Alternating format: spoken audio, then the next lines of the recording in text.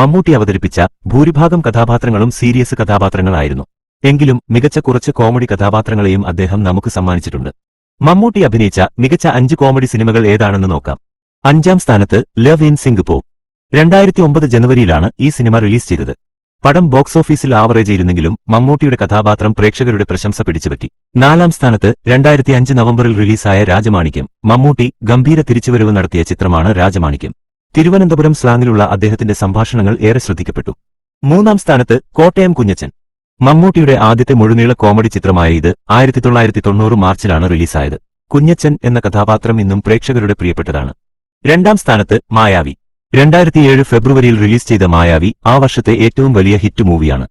1ാം സ്ഥാനത്ത് 2006 ഏപ്രിലിൽ റിലീസായ തുറുപ്പുകുലാൻ. മമ്മൂട്ടിയുടെ കോമഡി, പാട്ട്, ഡാൻസ് എന്നിവയെല്ലാം ഒത്തുചേർന്ന ഒരു പക്ക എന്റർടൈനറാണ് തുറുപ്പുകുലാൻ. ഇതിൽ നിങ്ങൾക്ക് ഇഷ്ടപ്പെട്ട മമ്മൂട്ടിയുടെ കോമഡി മൂവി ഏതാണെന്ന് കമന്റ് ചെയ്യൂ.